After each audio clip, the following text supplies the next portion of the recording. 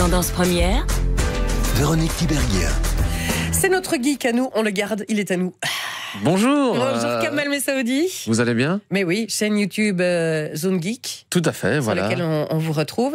Et aujourd'hui, vous en êtes sûr, Paul Verhoeven, c'est un génie. Ah oui, alors là, les gens se disent Paul Verhoeven, qui est? Non, ce n'est pas le boulanger du coin, ce n'est pas votre voisin. On a tous un ami qui s'appelle Verhoeven, c'est vrai, hein? C'est vrai. D'ailleurs, quand j'étais petit, j'avais un ami qui s'appelait Verhoeven. Je dis, waouh, t'as le même nom qu'un réalisateur de génie. C'est génial. C'est quand même plus facile d'avoir un Verhoeven qu'un Spielberg, hein, Oui, c'est plus évident. Voilà, et en fait, oui, c'est un génie, mais c'est surtout un devin. En fait, voilà, Paul Verhoeven, tout le monde le connaît. Enfin, on connaît surtout sa carrière hollywoodienne. Il faut savoir que c'est un Hollandais, hein, un Européen, cocorico. Ben oui, parce qu'en souvent, la plupart des réalisateurs prolifiques dans les studios hollywoodiens sont des Européens parce qu'ils ont un regard sur les États-Unis différent de ce que les Américains pourraient avoir, même si évidemment en interne, ils ont des réalisateurs qui critiquent leur propre système. Mais Paul Verhoeven est surtout connu pour ça. En fait, c'est un artiste hollandais, né aux Pays-Bas, et il va révolutionner la culture geek. Alors sa grosse touche personnelle, c'est quelqu'un qui est très cynique dans son cinéma, hyper critique, et je pense qu'il y a un seul équivalent dans l'histoire du cinéma, oui. C'est Alfred Hitchcock. Pourquoi Alfred Hitchcock, me direz-vous? Bon, on connaît tous Alfred Hitchcock, hein, Les Oiseaux, oui. Notamment, Vertigo, Psychose. Parce que Alfred Hitchcock avait cette capacité à fédérer les gens de culture populaire qui allaient au cinéma, mais aussi les auteurs, les artistes qui étaient très pointilleux sur ce qu'on avait à raconter au cinéma. Les intellectuels.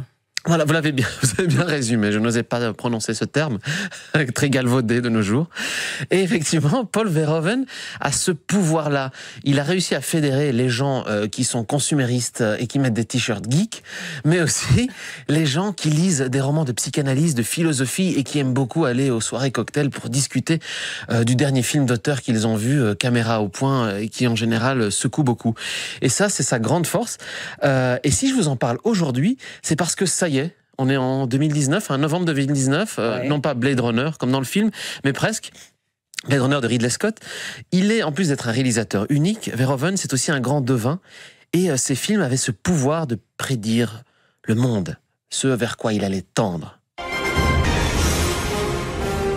oui, on reconnaît le thème de Robocop. Vous avez vu Robocop, l'original, évidemment. Hein. On ne parle pas de toutes les suites qui sont créées. Alors, Robocop, qu'est-ce que ça raconte, ce monde fait de multinationales? Entre parenthèses, je cite souvent les GAFA, Google, Amazon, Facebook, Apple, peut-être, qui ont créé leurs propres règles. Vous savez qu'il est question même que ces grosses GAFA vont peut-être créer leur propre milice, leur propre monnaie, leur propre gouvernement, leur propre État.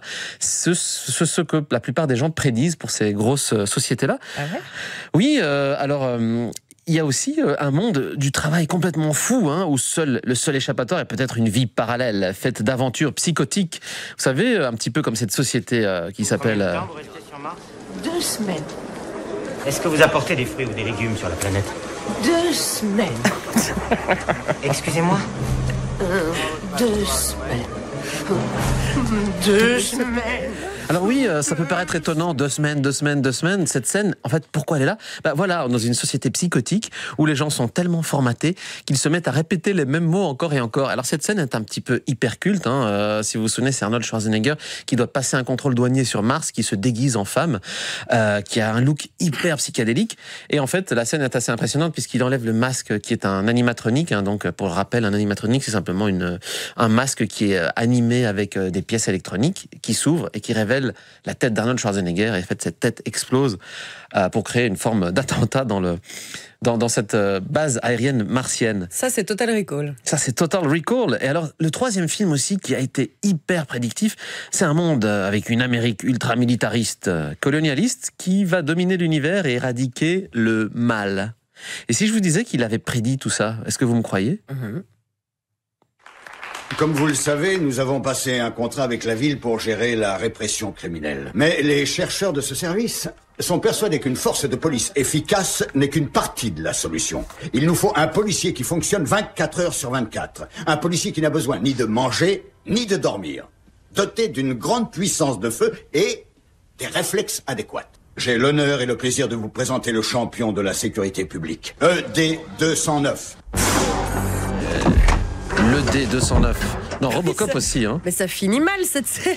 Alors c'est extrêmement violent, c'est une scène qui marque encore mes nuits, hein, je vous le dis, parce que en fait effectivement c'est un robot, qui décide de faire la police encore plus puissant que Robocop, qui est totalement automatisé, contrôlé par une méga corporation à Détroit, et qui malheureusement fait ce qu'on appelle une bavure pour le pauvre petit employé modèle avec sa cravate qui se fait simplement détruire.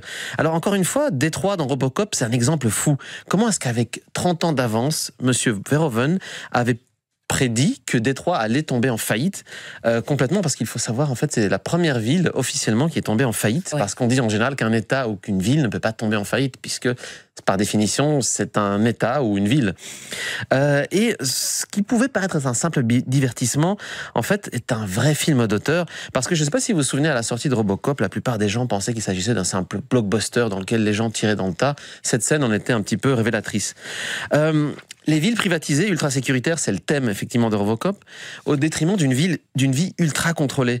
Alors, imaginez un petit peu, est-ce que vous sentez qu'on est un petit peu dans Robocop de nos jours, ou est-ce que vous sentez qu'on est simplement dans une vie très simple, très idyllique? Quel est votre point de vue par rapport à ça?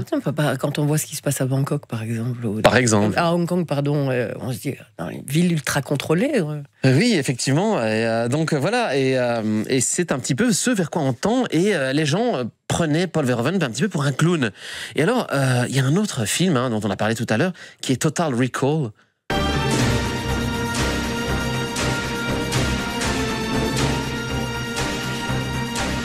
Ça, évidemment, c'est le thème. Au violon extraordinaire. Alors, souvenez-vous de ce générique très épique qui fait un petit peu penser à Conan, Conan Schwarzenegger, le même acteur. Voilà, alors Total Recall, si vous vous souvenez de ce film, tu te casses sur Mars, tu te casses sur Mars, tu te casses sur Mars. Plusieurs parallèles sont à faire avec Cobra, le manga japonais, dont le faciès était inspiré de Jean-Paul Belmondo. Petite anecdote à raconter au coin du feu. Oui, Cobra, oui.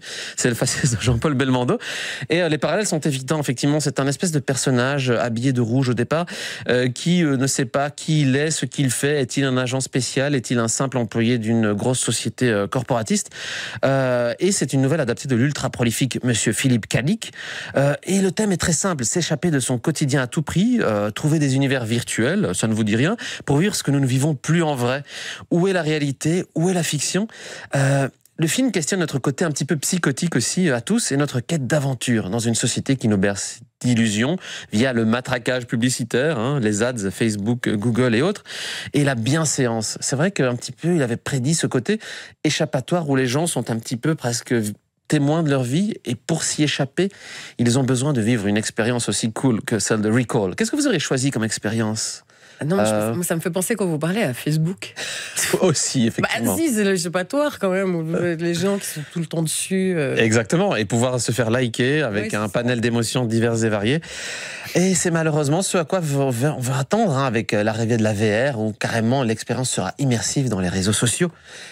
Et peut-être qu'on arrive à ce qui est là vraiment actuellement le cœur du chou-fleur, comme on le dit, Starship Troopers, c'est cette Amérique impérialiste, ultra militarisée, comme présenté dans le film d'ailleurs, Starship Troopers. Comment a-t-il pu à ce point prédire ce qui allait se passer dans un pays comme l'Irak? Le plan de fin, pour ne citer que lui, est vraiment iconique, si vous vous souvenez de la fin de Starship.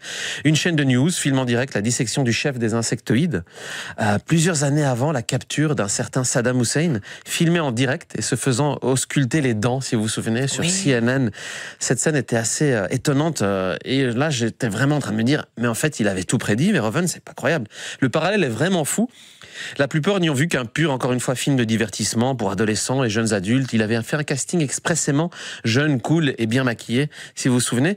Et c'est là le tour de force de ce film. Il y a un masque, il y a un vrai décodeur à avoir. Et on retiendra surtout dans ce film les pubs incroyables et emplis de dérision. Engagez-vous. Des jeunes venus du monde entier sont prêts à se battre pour l'avenir. Je suis prête à me battre. Je suis prêt à me battre. Je suis prêt à me battre. Je suis prêt à me battre aussi. Ils sont prêts à se battre. Et vous? Engagez-vous dans l'infanterie mobile et sauvez le monde. Service planétaire, citoyenneté garantie. Je veux ma citoyenneté garantie. Service planétaire, citoyenneté garantie. Voilà. Quand je vous disais qu'il creusait notre côté schizophrène dans tous ses films, il creuse tout le temps cette thématique du double. Alors, dans Robocop, le policier mi-homme, mi-robot, l'agent double amnésique dans Total Recall, et ici, c'est un petit peu le choix entre vie privée ou défendre son pays et l'honneur, et devenir un citoyen d'honneur. En bref, Paul Verhoeven est vraiment l'exemple que nous pouvons, dans toute œuvre créative, être autant intellectuel que gain d'ailleurs, comme on dit chez nous en Belgique. Alors pour moi, Verhoeven restera vraiment dans l'histoire geek et dans l'histoire tout court, selon moi. Ce sera peut-être le Nostradamus des temps modernes. Ou du futur. Oui, et quand on pense comment on termine ce film, on a quand même un petit peu peur. C'est pas toujours évident à imaginer. Merci beaucoup, Kamal Messaoudi. Merci à vous. On vous retrouve bien sûr sur Zone Geek et très vite chez nous avec beaucoup de plaisir. Avec plaisir.